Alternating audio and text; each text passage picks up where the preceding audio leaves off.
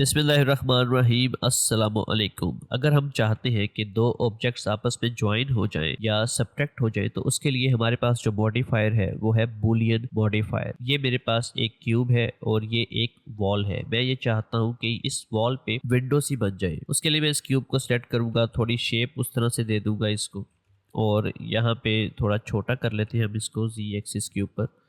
ये मैंने इसको सेलेक्ट कर लिया। अब यहाँ पे मैंने एक विंडो क्रिएट करनी है, तो उसके लिए मैं इस वॉल पे क्रिएट करना चाहता हूँ। तो मैंने इस वॉल को सिलेक्ट किया और मॉडिफायर पे गया। यहाँ पे मैंने सिलेक्ट किया बूलियन मॉडिफायर। ये बूलियन मॉडिफायर आपने उस ऑब्जेक्ट पे अप्लाई करना है जिसे आप मॉडिफाई करना चाहते हैं। अब यहाँ पे मेरे पास तीन ऑप्शन है, इन दोनों को हम देखते हैं। अभी जो है वो है डिफरेंस। डिफरेंस ये करेगा कि शिफ्ट जी मैंने प्रेस किया, वायर फ्रेम में आया। अब जो पार्ट इस आपस में इंटरसेक्ट कर रहा है उसे वो माइनस कर देगा। एक तरह से आप समझ लें कटर है ये, यहाँ से ये इस पार्ट को, ज्योमेट्री को कट कर देगा। मैंने ये ऑब्जेक्ट सेलेक्ट किया और यहाँ से इसको मैंने अप्लाई कर दिया। अब ये एक सेपरेट ऑब्जेक्ट है, इसे मैं डिलीट कर दूं या साइड पे कर दूं, ये अप्लाई हो गया मॉडिफायर और इसने इसको कट कर दिया है। बाकी हमारे पास जो ऑप्शन है वो है यूनियन और इंटरसेक्ट। यूनियन जो है वो कंबाइन के लिए यूज होता है। अगर मैं इस ऑब्जेक्ट के साथ किसी ऑब्जेक्ट को कंबाइन करना चाहता हूँ, मिसाल के तौर पर ये स्फीयर मैंने ले लिया और यहाँ पे मैंने इस सिलेंडर को सिलेक्ट किया, इसी तरह इसके ऊपर मॉडिफायर अप्लाई किया मैंने बूलियन,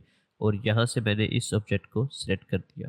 अब ये डिफरेंस पे है, मैं इसको ले आता हूँ यूनियन पे, तो ये आपस में देख रहे हैं ये ज़रा ओवरलैप कर रहा है। जब मैं इसे अप्लाई करूँगा, अब ये दो सफ़ियर है, यहाँ पे एक सफ़ियर निकल जाएगा ये, क्योंकि हमने ऐड किया था। अब ये शेप पूरी एक बन गई है। जब मैं इसको एडिट मोड पर जाऊंगा तो आपको नजर आएगा कि इसकी ज्योमेट्री जो है जुड़ गई, आपस में कनेक्टेड हो गई है। अब हम जो कंट्रोल जे के साथ करते थे कि कंट्रोल जे भी तो ज्योमेट्री को ज्वाइन करता है, तो वो यूज कर सकते हैं। जी बिल्कुल, वो आप यूज करें, वो ज्यादा बेहतर है बूलियन से, क्योंकि बूलियन जो है वो आपके मैश को थोड़ा ख़राब कर देता है टपोलॉजी वाइज। जब आपने ज्वाइन करना है तो बेहतर यही है कि आप कंट्रोल जे के साथ ज्वाइन कर लें, क्योंकि जब आप इसमें एक चीज़ देखने वाली है कि जब आपने इसको ज्वाइन किया है ना, शिफ्ट जी आपने प्रेस किया, तो यहाँ पे जो नीचे वाला सफ़ियर था वो उसने ऑटोमेटिक डिलीट कर दिया, लेकिन यहाँ पर उसने डिलीट नहीं किया। कंट्रोल जे में सिर्फ ये ज्योमेट्री आपस में ज्वाइन की है। अगर आप टैब भी प्रेस करेंगे तो ये वैसे आपस में कनेक्टेड नहीं है। अगर मैं यहाँ पे एल प्रेस करता हूं तो ये ज्योमेट्री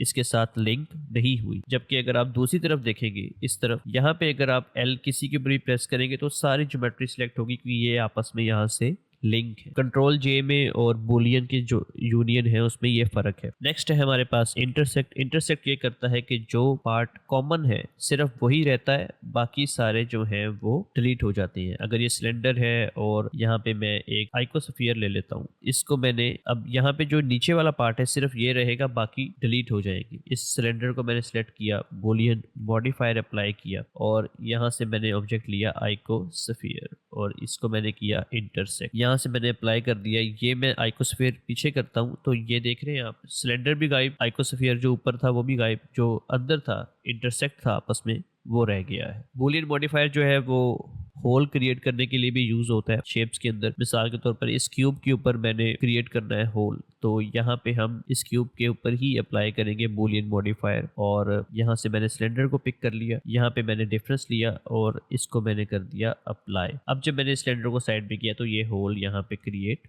हो गया है। लेकिन अगर आपने कोई कॉम्प्लेक्स काम करना है और आपको जल्दी नहीं है तो बेहतर ये है कि ये टेक्निक यूज ना करें होल क्रिएट करने के लिए, क्योंकि जब आप इसके ऊपर सब डिवीजन मॉडिफायर अप्लाई करेंगे तो इसकी शेप जो है वो काफ़ी ख़राब सी हो जाएगी। होल क्रिएट करने के लिए जो बेहतर तरीका है वो ये है कि आप यूज़ करें सब डिवीजन्स। मिसाल के तौर पर ये क्यूब है, अगर इस क्यूब को मैं यहाँ पे ले आऊँ, इसको मैं फर्दर सब डिवाइड करता हूँ। यहाँ पे इस क्यूब मैंने होल क्रिएट करना है, तो जो बेहतरीन तरीका यह है वो यही है कि आप एक पार्ट को यहाँ से सिलेक्ट करें, इंसर्ट किया, राइट क्लिक किया, लूप टूल को हम आगे डिटेल में देखेंगे। यहाँ से मैंने इसको किया सर्कल। अब जब मैंने यहाँ पे सर्कल किया है तो थोड़ा सा स्केल डाउन कर लिया मैंने और ई प्रेस करके इसको मैं डाउनवर्ड ले आया। अब एक ये क्यूब है और एक हमने ये बूलियन बनाया था, इस पे मैंने सब डिवाइड किया तो ये देखिए किस तरह से इसकी शेप बन गई। जबकि मैं यहाँ पे सब डिवाइड करता हूँ तो ये ज़्यादा बेहतर होल क्रिएट